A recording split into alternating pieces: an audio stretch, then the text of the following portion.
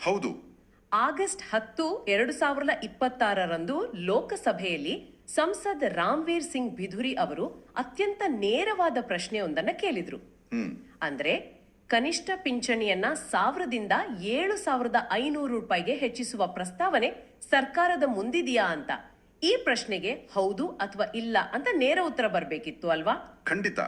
ಆದ್ರೆ ಅಲ್ಲಿ ಕಾರ್ಮಿಕ ಖಾತೆ ರಾಜ್ಯ ಸಚಿವೆ ಶೋಭಾ ಕರಂದ್ಲಾಜೆ ಅವರು ನೀಡಿದ ಲಿಖಿತ ಉತ್ತರನ ಗಮನಿಸಿದ್ರೆ ಆ ವ್ಯವಸ್ಥೆ ಹೇಗೆ ಪ್ರಶ್ನೆಗಳಿಂದ ನುಣುಚಿಕೊಳ್ಳುತ್ತೆ ಅನ್ನೋದು ಅರ್ಥ ಆಗತ್ತೆ. ಆತ್ಮಕ ಜಾಣ್ಮೆ ಪ್ರದರ್ಶನ ಮಾಡಿದ್ರು ಅಂತ ಹೇಳ್ಬೋದು.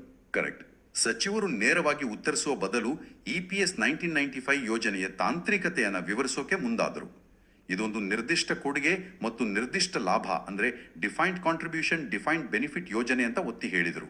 ಅಂದ್ರೆ ಆ ಲೆಕ್ಕಾಚಾರ ಎಲ್ಲ ಹೇಳಿದ್ರ? ಹೌದು. ಉದ್ಯೋಗದಾತರ ಕಡೆಯಿಂದ ಮೂಲ ವೇತನದ ಶೇಕಡ 8.33% ಮತ್ತು ಕೇಂದ್ರ ಸರ್ಕಾರದಿಂದ ಶೇಕಡ 1.